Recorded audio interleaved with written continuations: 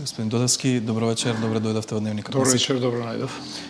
Јавноста е некако изненадена од ова филмско сценарио при реализацијата на последниот случај на јавното обвинителство. Тие вчера доцна попладнато информираа дека постапувајќи по предметот со притвор во кој што е осомничен еден адвокат, при вршење на претрес во ѕид пронашле сокриени 350.000 евра.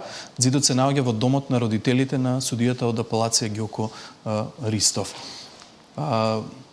Прилично филмско сценарио, но каква порака испраќа ова и каков удар е овој случај врз довербата и независноста на судството? Јас имам малку пошироко гледање на овој настан. Ајде да тргнем од конкретниот опис што вие го дадовте. Навистина делува фрапантно, но морам да кажам дека во констелацијата во која што ние живееме, особено ние што работиме во судовите, не е и нешто неочекувано или премногу изненадувачки. Зошто? Криминалните умови така размислуваат или? Не, затоа што се потврдува недовербата која што има народот кон судството на многу ниско ниво и причината за таа недоверба. Дека тоа излегува на виделина, еден по еден случај, делува вака малку фрапантно, но сите што живеат во судовите, сите што работат во судовите знаат дека корупцијата владее и тоа сериозно, као одреден дел од судиите се разбира, морам да направам задршка, но она што може би изненадува што конечно почнаа тие работи да излегуваат на виделина. И по мене не треба се фрапираме, треба да ги поздравиме овие постапки, ако се разбира, се оградувам, бидејќи секогаш ги почитувам правилата на постапката, вклучително и презумпција на невиност, ако сето тоа е точно и доколку тоа сето е подкрепено со докази. Но она што сакам да го потенцирам, покрај пораката во однос на правилната перцепција за недовербата кон судството и обвинителството во држава, е отварањето на прашањата зошто доаѓа до вакви работи и одговорноста пошироко на кого се сведува.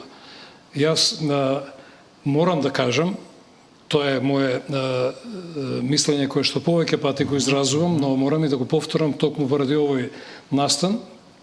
Не е одговорноста само кај судијата, одговорноста и на органите кои што се должни да го контролираат ова однесување на судовите, а тоа е судскиот совет пред се. Не може судскиот совет да нема информации, да не знае кои се тие судии што на овој начин се однесуваат. Не може да не знае, затоа што ако адвокатите, ако други судии кои што честно и со многу труд и макас ја вршат професија, знаат кои се нивните колеги, па не може да остане да не допре до членовите на судски совет, а тоа им е обврска законска. Не само што треба знаат, независно од тоа што тие работи се експонираат и во подавки, поднесоци кон нив, и во медиумите, кои што очигледно не се предмет на интерес на судскиот совет, тие сами по себе, по својата обврска, се должни тоа да го контролираат. Но дали од друга страна ова покажува дека судиите во државата се чувствуваат како недопирливи?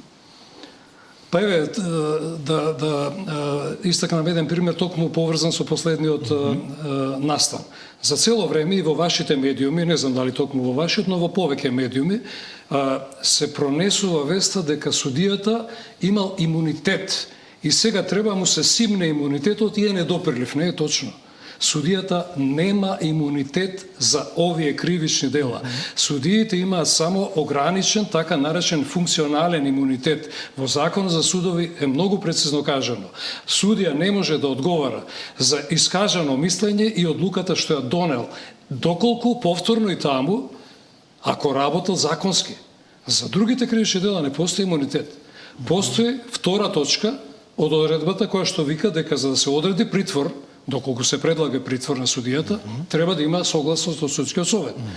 Освен ако е фатен инфлагранти за кривично дело за кое што е предвидена казна над 5 години. Дури и тогаш нема ни потреба од согласност. Не знам за кое кривично дело ќе биде осомничен или веќе осомничен конкретниот случај и дали тоа дело ќе биде подкрепено и све, но не е точно дека судиите имаат имунитет. Тоа сакам да кажам. Значи, одговор на вашето прашање, судиите се апсолутно не е точно дека се недопирливи и како се допирливи. Само треба некој да одлучи дека ова правосудство треба коречно да искорени такви негативни појави какви што вие велите дека Не, да објаснам за граѓаните зошто во медиумите се појавува информацијата дека се уште судскиот совет не одлучувал за неговиот имунитет. Овие 2 дена нема никаква информација од МВР и обвинителството што се случува, дали е приведен, дали е достапен за истрагата, не е достапен судијата. Единствена информација од апелациониот суд е дека од минатата недела поради покачен крвен притисок бил на боледување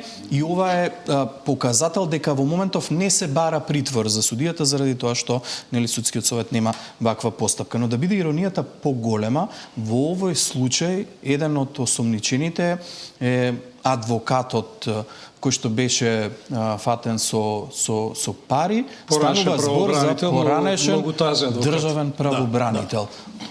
Ова уште толку на повисоко ниво го крева целиот случај и покажува дека корупцијата е присутна во сите делови од правосудниот систем. Во првиот дел на вашиот коментар сакам само да се надоврзам. Апсолутно е легитимно тоа што вие прашувате, се двоумите, се чудите што се случува, дали има притвор, дали нема притвор, така натаму. Но одговорот го патувате, предпоставувам кон претседателот на судскиот совет. Така. Негова обврска е да ви го кажува што јас го кажав. Дека судиите има само функционален имунитет и дека нема потреба да им се симнува имунитет на судиите за кривични дела кои што се надвор од донесување на одлука и искажено мислење. Само на кратко ќе кажам, тоа беше прашање апсолвирано 2017 со многу експлицитна одлука на Уставниот суд, каде што имаше поднесок за член 46, колку се сеќавам од Законот за судови, и каде што некој подносител барал да се тргне дека е таа противуставна и каде што судот уставен вели не, тоа е уставната одредба и овој закон е во склад кога вели дека судиите имаат имунитет само за одлуката што ја носат. Значи тоа е дефинитивно прашање кое што вие добро сте го патиле, а јас не би брзал со заклучоци има, нема, притвор и така натаму. Тоа е прашање кое што обвинителство ќе одлучи кога ќе претпоставам кога ќе ги расчистува, кога ќе ги склопува коцките што се случило и така натаму, доколку повторно велам се располага со одредени докази и доколку тоа е подкрепено со докази. Нема преюдицирање дали ќе има, но молчењето не го одобрувам затоа што за ваков еклатантен случај, ако веќе излегла во јавноста веста, вие сте првите тие кои што заслужувате, но и пошироко јавноста, сите граѓани заслужуваат малку подетално образложение. Или пак да се каже дека ние во моментот не располагаме со информации или ќе одлучиме и така натаму.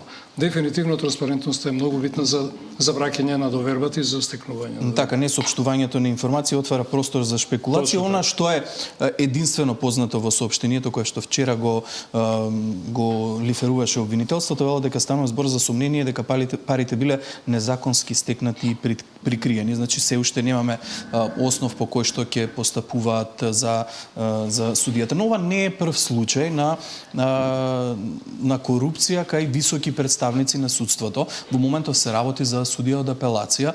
Ние пред извесен период имавме со пари фатен при вршење на делото судија од Врховниот суд, Наќе Ѓоргиев, кој што се спогоди во постапката, го призна практично делото и се спогоди за 3 годишна казна затвор. Во една ваква ситуација, во која што имаме член на советот на обвинителе беше. Така е, во која што имаме фатен представник на највисокиот судски орган во државата, Врховниот суд, кој што одлежува казна затвор. Во моментов имаме постапка за апелационен судија. Секојдневно слушаме изјави од луѓе осомничени во постапки кои што велат дека судии од основните кривични судови им барале подкуп, пари на нив или на членови на нивното семејство. Што треба да мислиме? Дали во моментов се наоѓаме во ситуација во која што сме го допреле днотот, момент е да тргнат работите надвор и напред, и има ли според вас начин да се среди ситуацијата во правосудството? Секогаш сум оптимист и секогаш сметам дека има начин да се среди ситуацијата.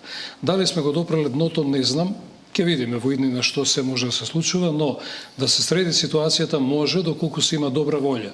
Тоа што јас сакам да го кажам е токму ова што вие го наброевте. Одреден прогрес, нека е скромен, меѓутоа постои одреден прогрес. Врховен судија, тоа не е мала работа. Совет на јавни обвинители член, тоа не е мала работа. Не навлегувам како успеале да го завршат искодот, едниот со условна, другиот со спогодба и така натаму. Меѓутоа пак се тоа чекори кон средување на состојбите. Корупцијата постои на сите нивоа. Ова што денеска, доколку се разбира, тоа точно и доколку се докаже, за сите овие работи. И уште еден чекор понатаму, апелационен судија. Значи, тоа самото по себе кажува дека чекорите постојат, но пак велам, треба да ги лоцираме одговорностите. Не е само репресивниот дел, каде што некој ќе влезе, ќе го уапси судијата, ќе направи претреси така натаму. Но превентивниот дел, каде што тие органи кои што се створени за тоа, кои што примаат плата за тоа, треба да ги спречат овие појави на време. Не може да се прават дека не постојат тие или да ги ставаме под тепих, дека нема тоа што вие го набројувате, а ние многу добро го чувствуваме и го знаеме. Не може да се каже дека адвокатите што половина од своето работно време го минуваат по судските ходници, знаат што се случува, а членовите на судскиот совет тоа не го знаат, или членовите на советот на јавни обвинители не го знаат. Но треба да го тргнат комодитетот собствена страна и да влезат во битката која што треба да ја прават. Тоа се бара. Тоа е еден од начините. Како тоа да се направи? Персонално, пред се треба да се размислува дали тие луѓе се капацитетни тоа и дали сака да го направат тоа. Се неколку пати посочувате дека сведочите на она што се случува. Сте се соочиле со корупција во судството? Јас зборувам за тоа што се зборува. Јас лично не. Нити може, не сум некој на кој што може му се приде со таков предлог и затоа претпоставам дека но отворивте многу добро прашање како работиме ние адвокатите. Знаете како? Ако вие имате судија кој што своите одлуки ги носи затоа што добил некаков подкуп, тој ги носи одлуките така да изгледа дека во тој случај тој ја спроведува правдата. А ваму каде што вие, како чесен адвокат, како адвокат што вашите предмети ги подготвуваат од длабоко во ноќта, па ве затекнува секој втор ден утрото за да вие ги дадете ставовите на Врховниот суд, ставовите на Страсбур и така натаму, вие немате изгледи да го добиете предметот, затоа што таму треба да се покаже дека сите овие обвиненија ние ги прифаќаме, ги судиме, а негде каде што треба се покаже дека судијата навистина постапува како што треба, а всушност се други мотиви, ќе се донесе ослободителна или ќе се застари делото и така натаму. Но импактот на ваквото однесување не е само на адвокатите кои што ја вршат својата работа, како што треба, стручно, професионално и не може да бидат сигурни во исходот на постапката токму ради овие девијантни појави. Импактот кој што е итекако, не би рекол поопасен, но еднакво опасен отколку кон нашата професија е на честните судии.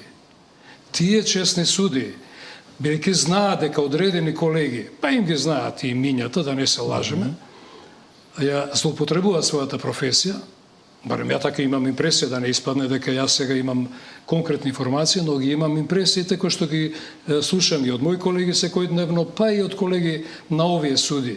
Се плашат да ослободат од некој обвинение за кое што очигледно нема докази, за да не ја делат судбината на овие озборувања дека еве овој судија го ослободи, а тука има нешто. Па затоа треба да се искристализираат работите, да се знае дека судиската професија е професија која што му доликува на храбар судија и кој што нема да има притисок од било кај аспект, и од собствена да речеме цензура или од медиуми и така натаму, и кога ќе донесе пресуда, да таа пресуда на вистина биде базирана на докази. Нема докази.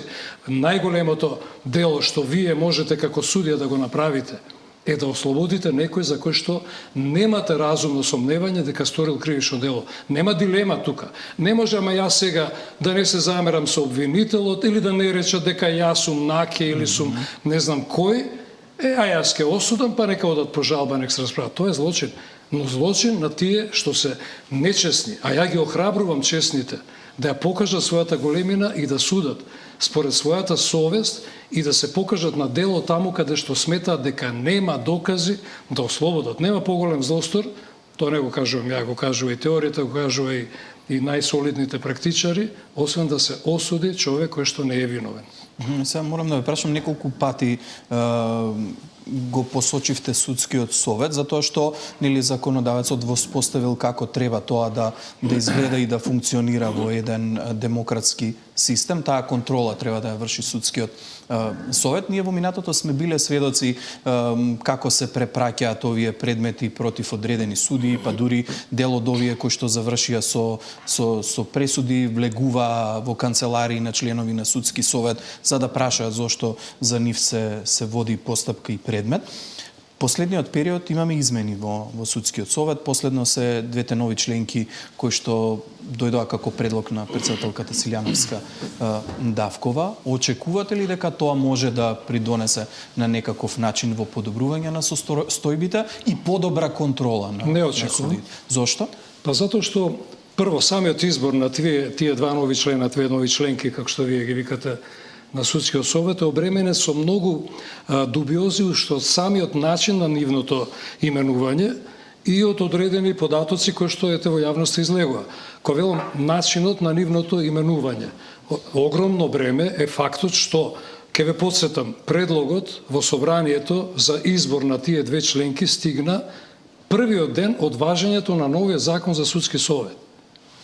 Кога се спроведе постапката за определување на овој предлог од страна на претседателката? Во време на важењето на стариот закон. Погледнете ги материјалите од собранието. Документите на овие два члена од судскиот совет се датирани во декември месец, не знам, препораки од декември, кога се уште не беше ни донесен законот, а камо ли да стапи во сила. Не е добро. Тоа е петно кое што не треба. Второ, ќе ве потсетам на изјавата на претседателката дека го чека, не именува нови членови, го чека да стапи на сила законот и дека ќе го стори тоа предлагање во компетитивна постапка. Која е компетитивната постапка ако денеска стапи на сила законот и јас денеска го предлагам како претседател на државата предлогот за двете имиња. Че немало постапка таква, дадени се два, или пак ако имала, правена е по стариот закон. Не знам, за мене, влегувањето во сила на законот, тоа е 8 јануари 2026 година, е реално стапување во сила на законот. А предлогот ви е на 9 јануари. Тоа е едната работа. Вториот аспект е, вие во јавноста, ако веќе немавте компетитивен процес, барем не јавен компетитивен процес, значи се определивте врз основа на некои, јас би рекол, површни ефекти. Но не според новиот закон. Дали немаше време да се прочита новиот закон заради еден ден или пак не знам што се случило, меѓутоа таму треба да се работи за професионалци кои што во својата професионална работа покажале борба за кон владење на правото, за владење на правото борба. Но тоа е преку предмети, преку конкретни постапки и така натаму. Да, и преку јавни настапи, но не преку површни импресии кои што при јавните настапи се покажуваат.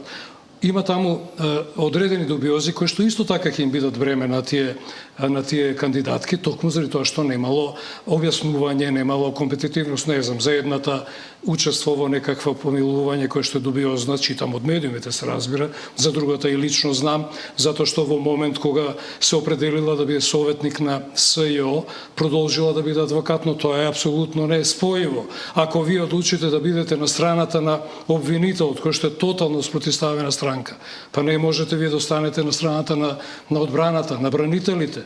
Треба пределба, или сум бранител, или сум адвокат. Објаснување за тоа нема. Или една од промрачните случаи во нашата историја, нели, шарена револуција и така натаму. Па морали такви кандидати да бидат тие на кои што вие се надевате дека ќе ги сменат состојбите. Јас не се надевам. Но имам еден услов под кој што можеби јас грешам. Еве ќе ви го кажам отворено и ќе го упатам и од новите членки на судскиот совет. На првата седница, особено после овие настани што денеска се случуваат, нели, имунитет не треба, ако има притвор, рековме, тоа ќе ви го потврди, претпоставувам, и председателот на судскиот совет, ако вака детално го распрашате, или ако му дајете одлуката на Уставниот суд. На првата седница на судскиот совет, ако има притвор, нека даат согласност или нека не даат, не е важно, тие две нови членки да докажат дека навистина сакаат да се борат за владење на правото, или како што од нив не знам која рече сакам да ја зголемам довербата. За да ја зголема довербата на граѓаните кон судството, нека предложат тие две, овој судски совет, вклучително и тие две, да дадат колективна оставка веднаш и да се спроведе едно ресетирање комплетно на најголемите виновници на институции, кои се најголеми виновници за хаосот во нашето правосудство што го имаме. Ако другите колеги тоа не го прифатат, тие треба заедно двете да поднесат оставки и да речат ајде ве чекаме ние. Зошто? Затоа што вие во судскиот совет имате сега членови кои што не одговорија на интерпелација. Пазете, рекоа не ја останувам. Не ме интересира што собранието како највисок представник ми ја искажал недовербата и јас останувам во судскиот совет. Другите колеги премолчно им го одобрија тој потек, па дури не така и молчешко, дури со јавни изјави. Тоа е нивна лична работа. Каква лична работа? Вие сте колективен орган.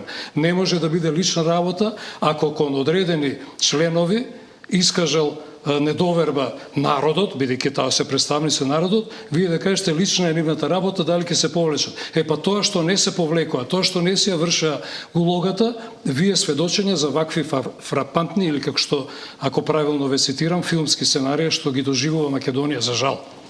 Добро, го разбирам вашиот револт, веројатно после толку многу години поминати во овој систем, морам да ве прашам на крај активен е огласот за нов државен јавен обвинител. Има ли Македонија човек кој што има кредибилитет, достоинство, кој што може да се спротистави на притисоци политички влијанија и да застане на чело на оваа институција?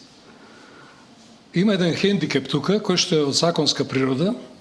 Кога велам хендикеп, се мислам за државата и за во конотација на одговорот на вашево прашање, а тоа е што законот за јавно обвинителство го лимитира изборот на републичкиот јавен обвинител само на постоечки обвинители од кругот на обвинителите.